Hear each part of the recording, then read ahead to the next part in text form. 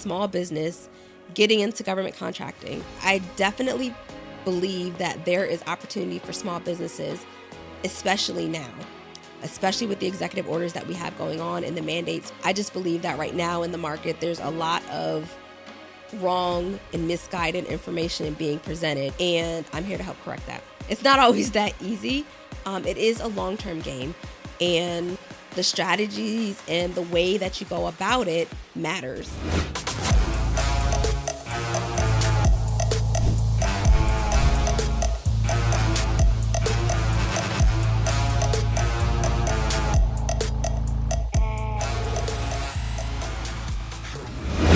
Welcome back, Bold Move Besties, to another episode of She Built Success. I am your host, Claudia, and today we are talking government contracting.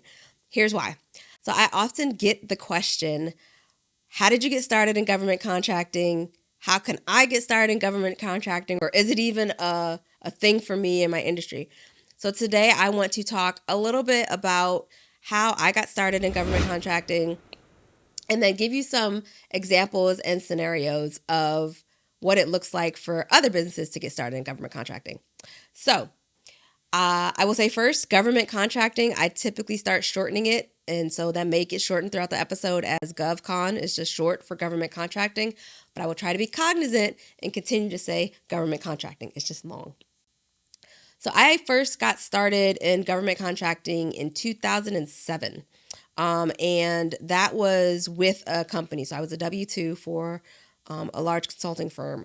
And I worked as a W-2 for about 3 different large consulting firms in my career, both in government and in the commercial space. So I've had a mix in terms of that. But my first introduction to government contracting was in 2007.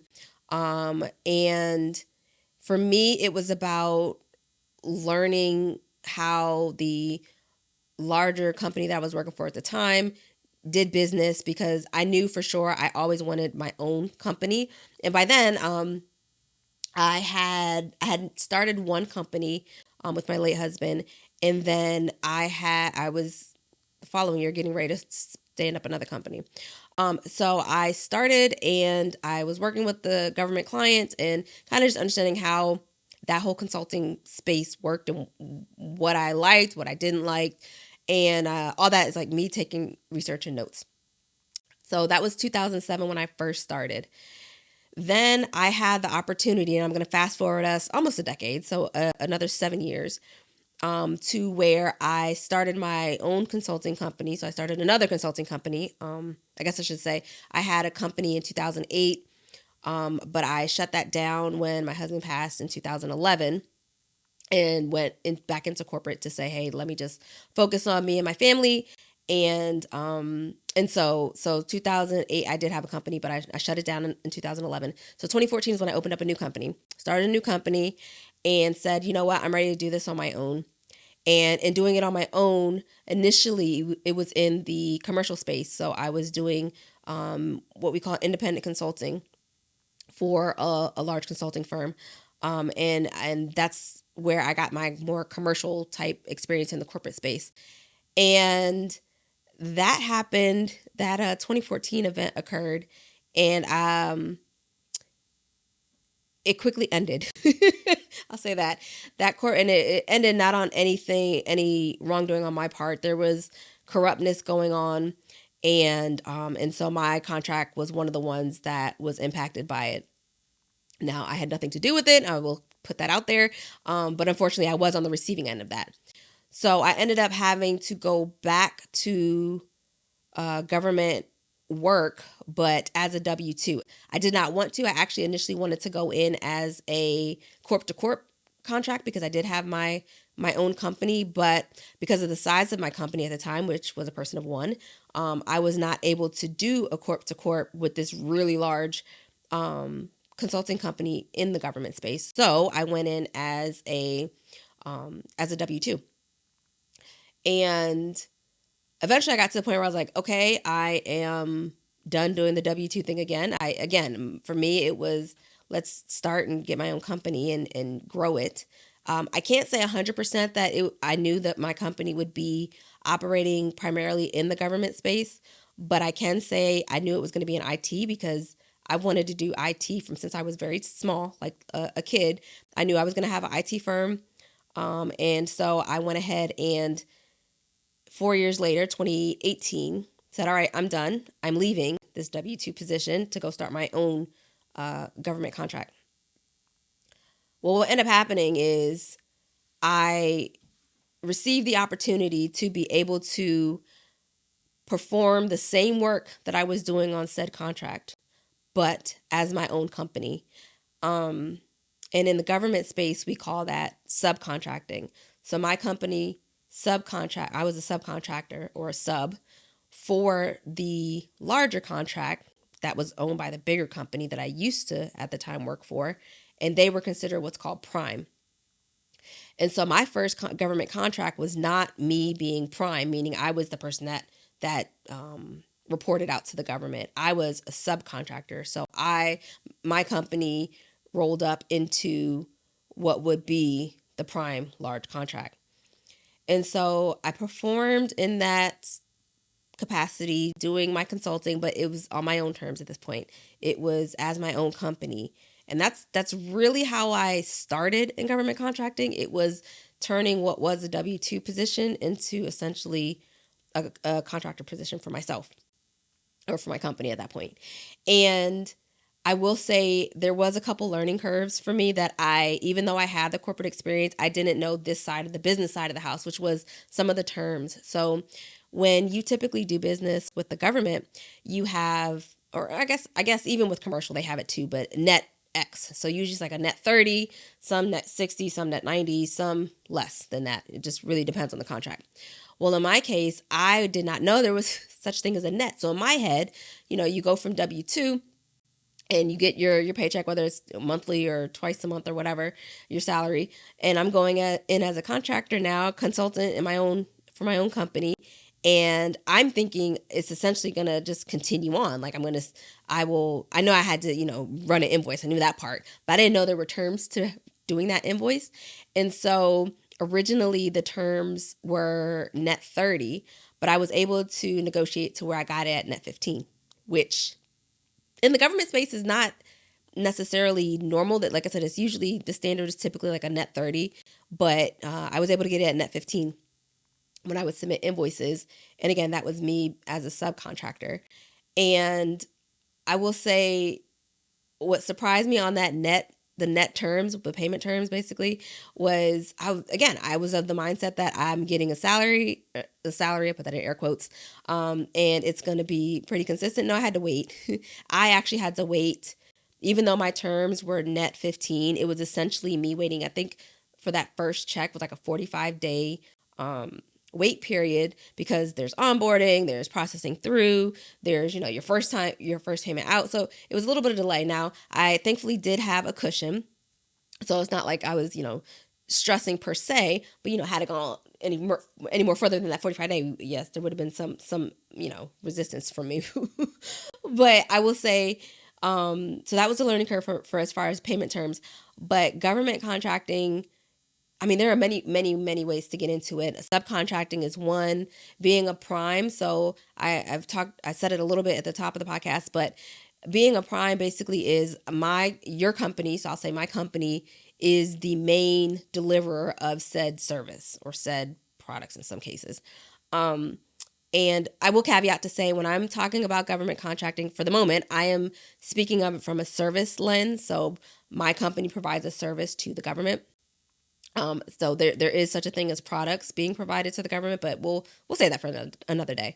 So my company would provide these services and consult with doing data analytics and data modeling and data visualization. And that's really just a fancy way to say build structures in a tool, and then the client is able to ask questions, push a button, and get a report. That's whether it's a tabular report like Excel or Sheets, or a visual report like you would see for like graph charts and things like that. If you're done with the fluff and ready to execute on the how, then visit SheBuiltSuccess.com for the tools you need. It's time to push go and dive into real strategies, genuine understanding, and concrete steps to create both more in business and life. Head on over to SheBuiltSuccess.com for access to exclusive downloads, resources, and bonuses. Because moving boldly forward is not just a destination, it's a multi-layered journey. Let's grow and build your success together.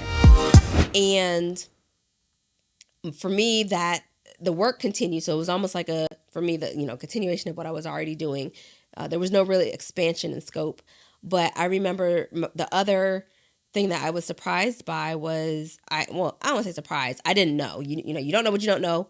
I'm a big person of experience. Like, I believe you should experience something before you sit there and, operate in theory. I'm a very execution type person. And so not only payment terms got me, but I had to sign a master services agreement. Now, I'm familiar with signing contracts that have a clear scope of work and define what you're going to do. In this case, this particular MSA or master service agreement, it was basically like, you're just going to do whatever the client needs for the particular role that I was contracted for. And I was like, that's weird. It's new. It was very amorphous. And so I said, okay, well, let's roll with it.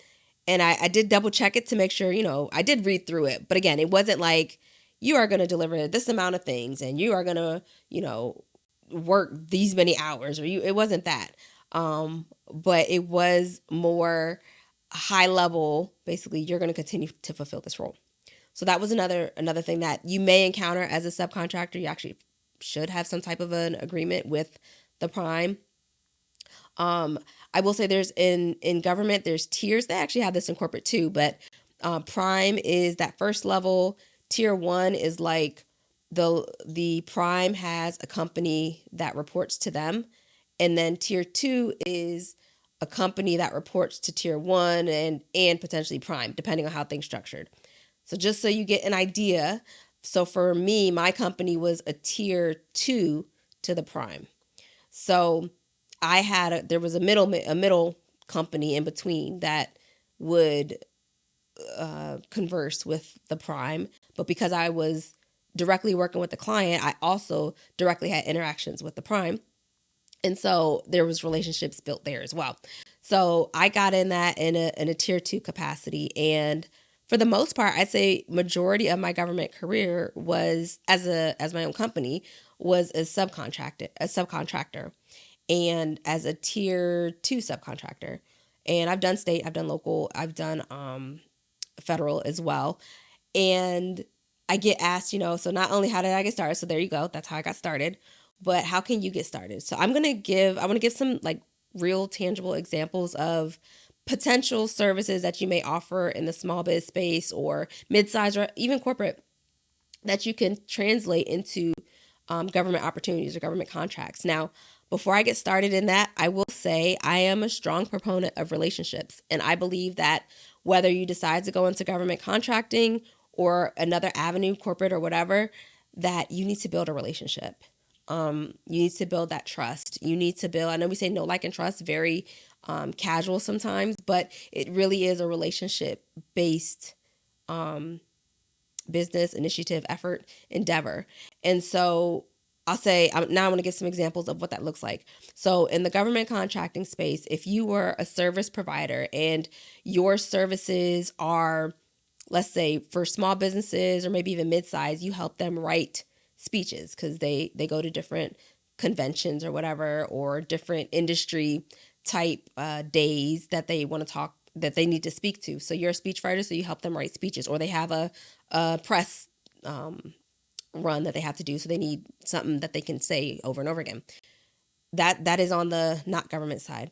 On the government side, that could potentially look like, okay, I have what's an equivalent of a C-suite, but my executives going out and representing my agency or representing a particular department within the agency, and they need to be able to speak to how we do business, whether that's with small businesses, whether that's with large corporations, whether that's just talking about the facets of what it is to be in that particular space. And so as a speechwriter, you could go in and you could say, you know what, I can help prepare the talking points, or I can help prepare the presentation of what that looks like. And there's a few ways to go about that. There is a resource that is called sam.gov. That's sam.gov. That is System Award Management System. And it has a bunch of contracting opportunities, typically over 250K or more in contract value. I will say scope wise, they are a lot larger. So what I will say is if you're in that capacity to take on larger contracts, meaning you have other employees that could potentially help fulfill that work, then okay, that might be a good going in position. However, if you are, a one person speech writing service, or, one or two people, and you just don't have those numbers just yet, the other option that you have is to go after what's called a purchase card, which is the government's way of taking a credit card and swiping and saying, yep, we can use your services as long as it's under $10,000. I would say that's a good in, because that not only helps to develop how you market yourself and how you talk about your services, but it also gives you space to start cultivating that relationship and getting into the organization and understanding how they function and where their areas are. Because you might have won a purchase card opportunity for the 10, let's say 9,000, and you decide, okay, I'm good now. I go in, and is there any other potential opportunities? It's not so much you looking to say that, but it's more so you saying, okay, where are the areas that I may be of value to the said client? Yes, you came in to do bullet points on a speech, but maybe as a speechwriter, you might see something that catches your eye while you're writing the speech. You're like, you know what, they could potentially, add this on. It might be an extension of the speech to say, draw them to the webinar. It might be let's reach out to the small business division, and you want to help them cultivate that area and have talking points there. So there's ability to move within an agency as a speechwriter. Another one I want to talk about is in the finance space. So let's say you do financial operations for small businesses today. How does that translate into government? Well, there's a few ways. The first one that comes top of mind is with the chief financial office for just about any of the agencies.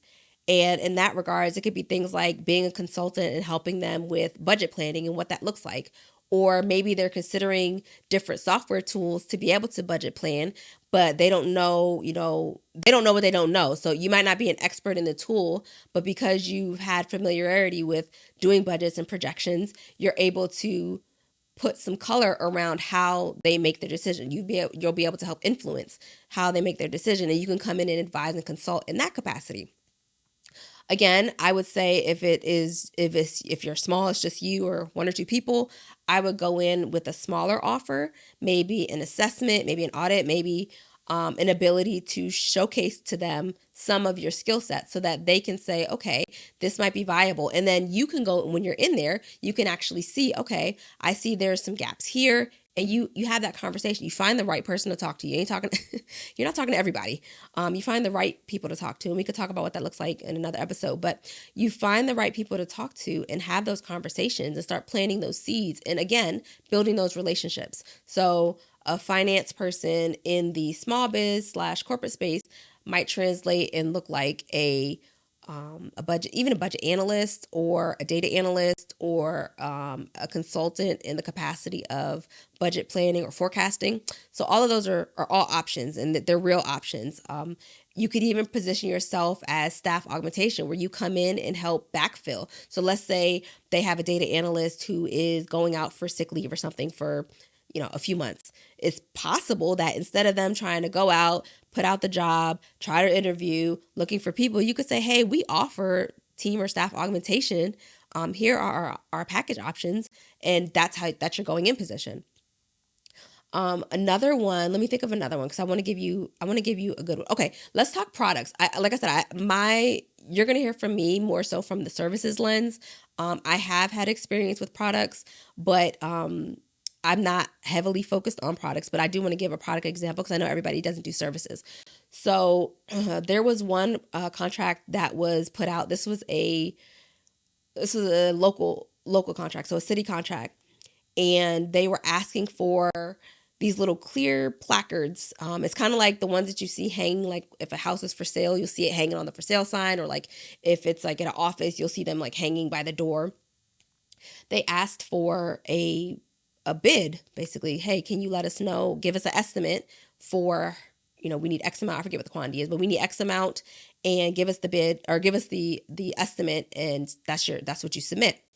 So I was like, okay, let's just try it. This particular case, these placards, one of my NAICS codes, and I don't think I said what that is, North American Industry Classification System. It is your 6-digit code that says the type of services or products that you provide. It's like it's just a classification system across 20 different industries. My particular NAICS code for this one was within marketing. So when they put the request out, it came out under the marketing NAICS code. And I was like, okay, let me see what they're asking for. I looked at what they're asking for. There was like dimensions and things. Guess what I did? I went to Google and I looked for a company, because my company is a services company. We do not provide products. Well, guess what? For this one, we did.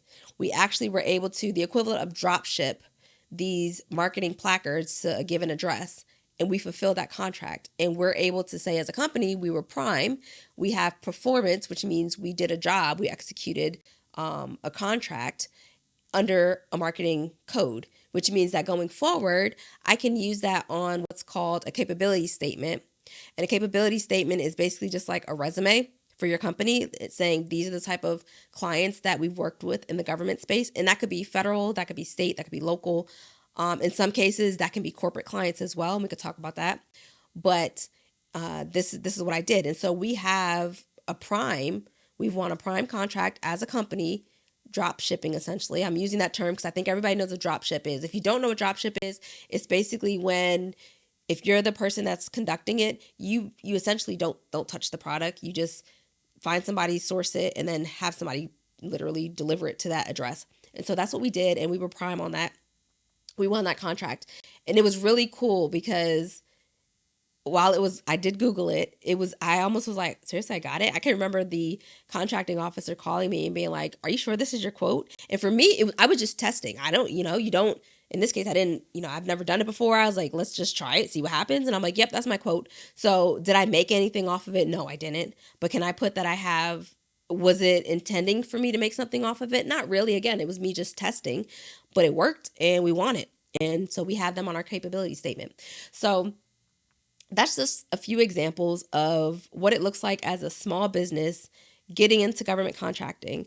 It's definitely not, I will say it's not like, okay, so I just gave the example of how we just got a prime one because I Googled something, but it's not always that easy. It is a long-term game, and the strategies and the way that you go about it matters. I cannot emphasize more than enough that relationships are important, especially when you're trying to build your pipeline and build the type of contracts that you could potentially go bid against or go bid for. So yeah, I think that's a good introduction. Hopefully, if you guys have questions on government contracting, maybe how it could come to play within your particular scenario, definitely hit me up in the DMs on Instagram, LinkedIn, even in the description or comments below. I would love to be able to be a resource. We are offering government coaching. So government contract coaching for small businesses. I'll have the wait list link below so that you can at least sign up if you're interested. I definitely believe that there is opportunity for small businesses, especially now, especially with the executive orders that we have going on and the mandates for the percentage of contracts to be awarded to small businesses. I just believe that right now in the market, there's a lot of wrong and misguided information being presented. And so other small businesses are leery or have gotten burned in the past. And I'm here to help correct that. So, Bold Move Besties, especially if you're a small business owner, this one is for you. I challenge you to think about the services that you offer today and how you can translate that into government contracting as an additional line of business in your company. That is your homework for today. I will catch you on the next episode of She Built Success. Bye.